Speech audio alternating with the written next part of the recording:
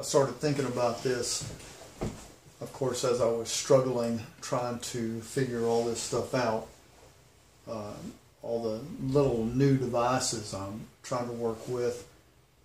So I'm making this video for my father, which it was his birthday last Sunday, and the 4th. And so what's funny is I was thinking about him complaining whenever he was learning the computer, because he just loved the computer. He still loves the computer. He loves doing stuff on the computer.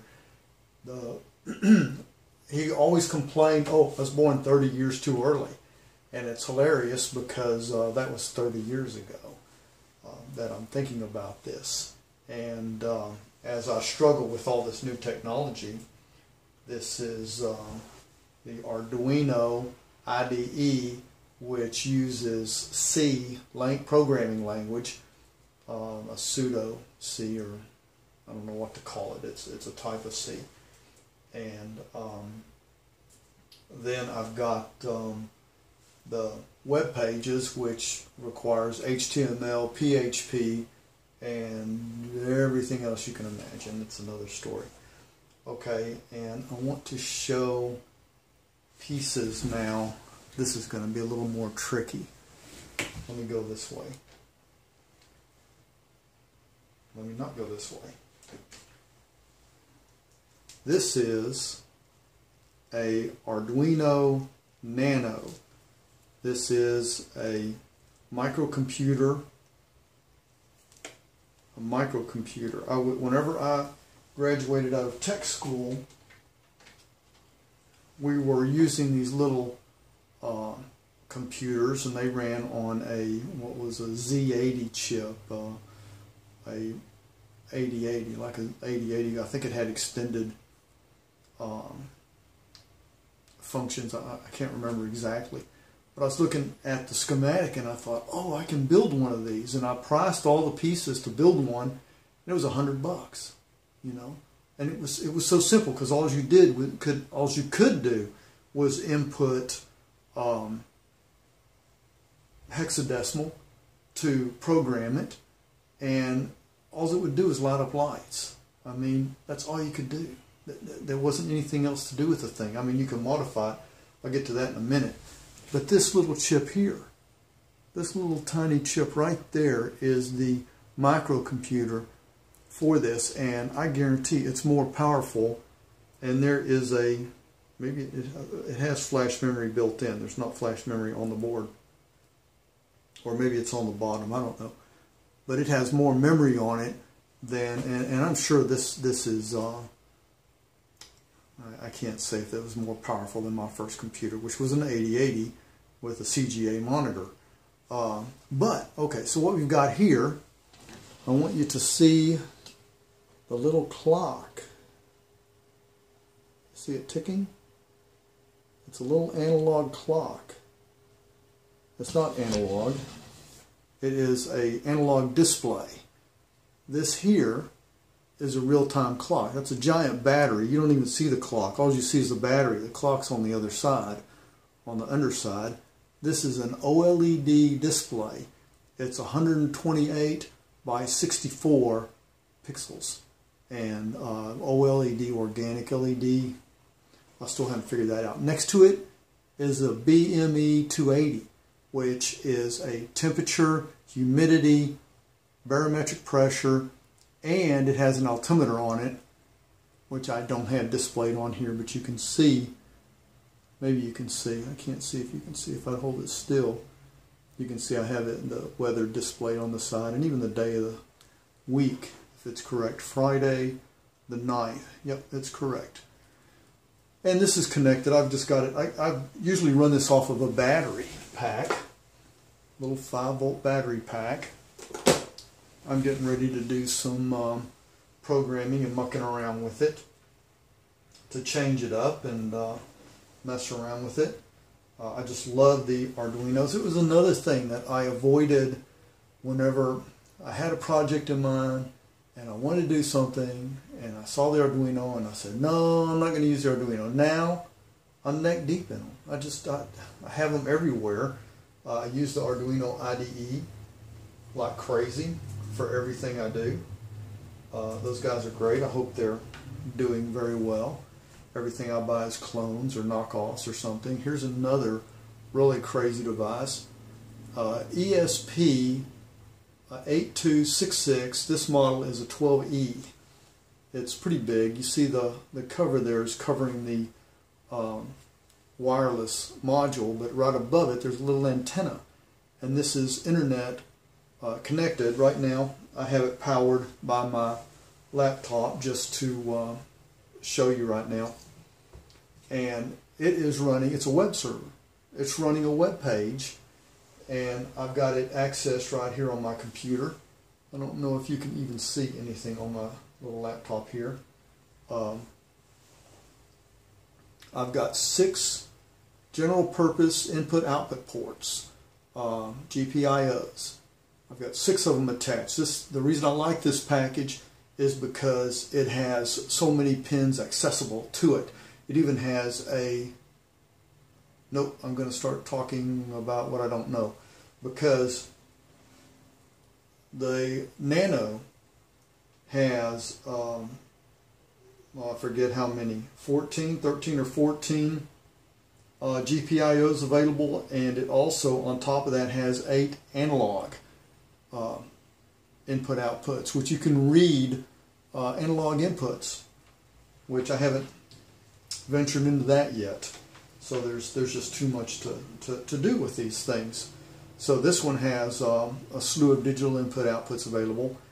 These 2 lights here, these 2 LEDs are red, green, blue LEDs. Each one of them has 3 LEDs in them. So I have 6 inputs going to these. It actually reads the state of the pin and displays what it is.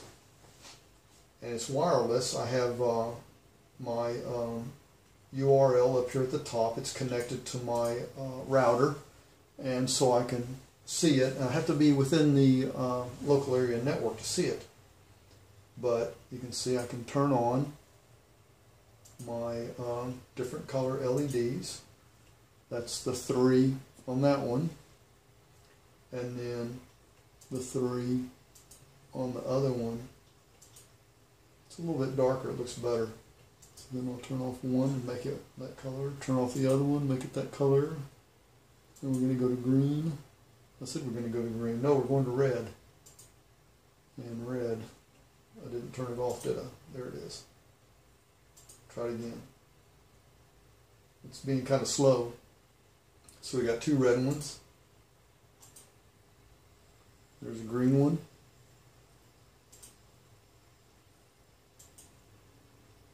So this is over the internet. I'm turning these off and on over the internet. I haven't quite figured out yet how to do it over the WAN. There are tons of applications that people have written, websites that you can go to and register your stuff and make it work, even using your phone. A lot of people have already written all that stuff. It's really amazing. Me, I'm just doing it. I don't know. I don't want to use something, a third-party app. I may eventually, if I get more complicated. Here's another one. Okay, I have 2 temperature computers running. I'll show you. We're going to be a crazy video here. One of them is inside in my front room, showing 67 degrees. I have the windows and doors open. It's freezing. The other one is outside, 61 degrees outside. So it is a very warm day for it to be the middle of February. And if I refresh it, I can see that it is 67 degrees inside. It says it's 64 outside. This one, though, I'm using the URL here that, if you can see this URL, then you can actually connect to it wherever you are. You can connect to this IP address I've got here, and it's going to show you the weather inside and outside of my house. It also has the temperature of the internal processor of the Pi, the Raspberry Pi. Oh, we haven't even got to the Raspberry Pi yet. I actually need to change what I've got here on my TV so you can see my Raspberry Pi, which is sleeping. The video has gone to sleep. Let me wake it up. There it is. Okay, this is my Raspberry Pi. Let me show you this. This is, I'll get down here where you can see me. This is the Raspberry Pi. Okay. We're going to go for a drive now. Enough of this. This is the Raspberry Pi. I haven't figured out where the cameras are on this, and I can't see with my glasses on. Camera, there it is. Camera's up in that corner. And so this down here, this is the Raspberry Pi. See, I've got it in a little acrylic box with a little fan on it. I had to replace the fan already. I've had all kinds of weird fan problems. And you see I've got two cables here. One of them is the power, it's plugged into the wall. And the other one is the HDMI, is that what it's called? The cable that goes to the television. So it just connects straight up to the TV, and in the front you see the little dongle. That's my wireless keyboard and mouse. And it's got Wi-Fi on it. It has Bluetooth on it. But this is a full-blown computer, which, yes, it is more powerful than the first computer I had. Probably the first 6 computers I had. I run Linux on it, which is Raspberry Pi Linux. They call it Raspy. What do they call it?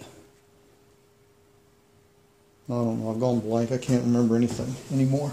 So that's my Raspberry Pi up there running, and you can play games on it and surf the net and all kinds of things. It's an absolutely brilliant little device that I'm using for a web server. Like I said, it's hosting the web services, and I've got the little other 2 devices that are ESP devices that it runs a program to go and see what the temperature is. Let's take a look at those 2.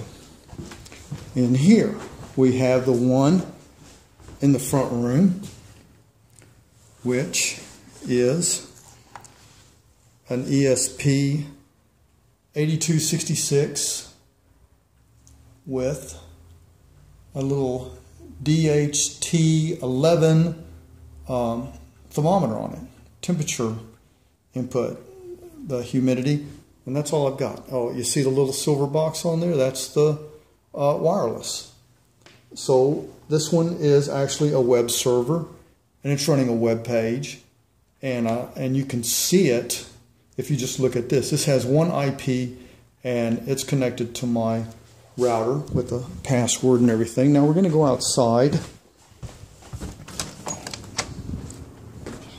And this one I just worked up today, right here. What you're looking at is a ESP 8266-01. You see a little copper antenna there at the bottom. And this one, it's got 2 chips on it. One chip over on this side closest to me is the processor. The one next to it is a flash memory, and that little blue dealie on top there, that's my temperature gauge. And this is just a big fat battery that I can just set out here.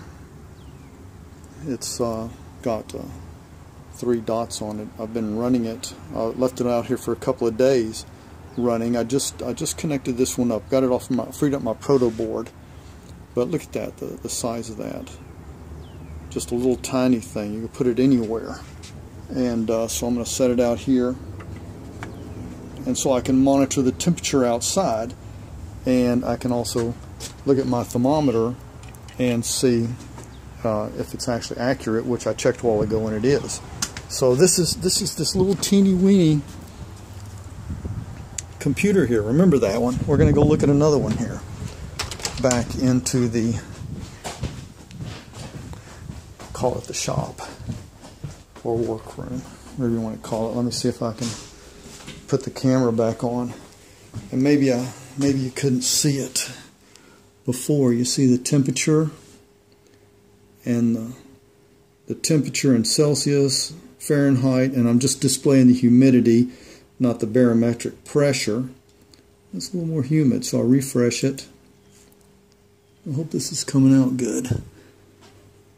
64 degrees outside, 67 inside.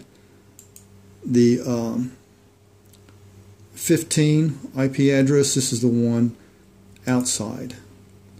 And it's 63, almost 64 degrees. And this is the buttons again, which I don't have hooked up to the server outside. What you're seeing here is only one. This is the only the temperature gauge outside. This is the Raspberry Pi running a program, PHP, that is displaying both the indoor thermometer and the outdoor thermometer. So you can see either one of those. And this is strictly Pi stuff, the version of the PHP and the temperature of the Pi itself. So I know that's pretty exciting. Now let's go back up here. See if I can put this up here without killing anything. Alright, and we're going to go look at another device, and this is what I was showing you outside, the little teeny weeny computer, the ESP826601 module. And it is capable, I guess I didn't have to take that one out, because what I have here is a note of what I have programmed on this one, which is relay. And this is a relay that will turn on and off. It has a value of 250 volts AC, 10 amps, 125 volts AC, 10 amps, which is kind of silly. It seems like it should double as it goes down in voltage. So anyway, but this is a relay, and I have this program so I can hook these two together, and this has a web address and is a web server and serves over the internet, and on the internet I can turn on and off this relay. I just haven't had a chance to hook it up. I've been playing with it. I've got it working. It's going to work. That's another story. Not really. That's been kind of the means to the end, because as we go on, I'll explain in a minute. Here's another ESP826601 module. Have 3 lights on it. It's pretty tricky. I say it's pretty tricky because it was tricky for me to get 3 IOs out of this chip, because you have to do some, I don't know, I want to say fancy stuff, just try to make it sound like I was doing something important. But it's pretty cool. So you're able to get 3 IOs out of this. And the reason I'm saying that is because you can run 3 switches. You can run the one I outside had the temperature on it, and you can run 3 switches. Well, you know, what can you do with that? Well, you can adjust your air conditioning and heating. You can turn it off. You have to write a program that says, oh, what's the temperature? Well, is that the temperature I want it to be? Yeah, we haven't gotten there. We're going there. That's the reason I went with the 12, so I had more IOs, because I feel like I need more. You always want more, right? But there's still a small package, and I have my light turned on, and I want to turn my light off. Okay? So that is these little ditties, and I think we started with the clock just because I wanted an analog clock.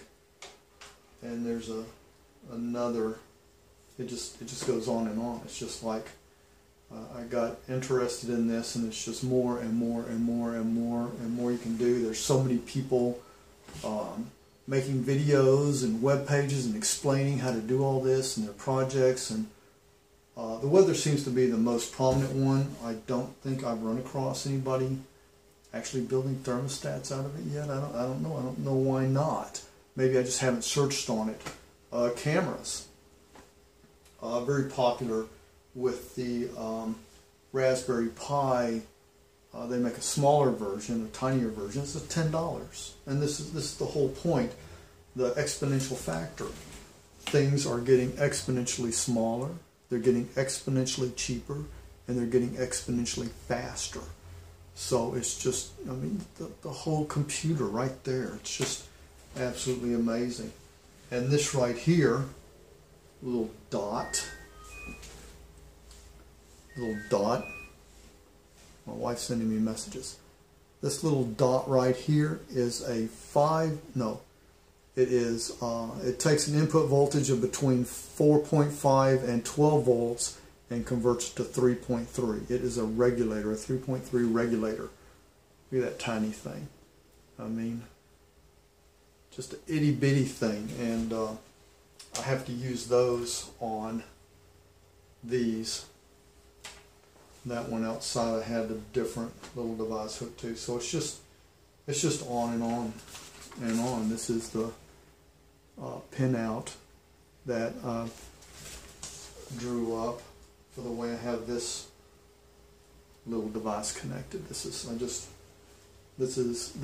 the one I'm just the happiest working with, the little nanos. I think they're just absolutely amazing. I've got to find more stuff to do with them and the videos. So yeah, it's the state of the computers are just gone absolutely insane. I think that's everything I wanted to cover, was all those devices, the Pi, the Nanos, the ESPs, and relays, and just it's amazing. Have a good day.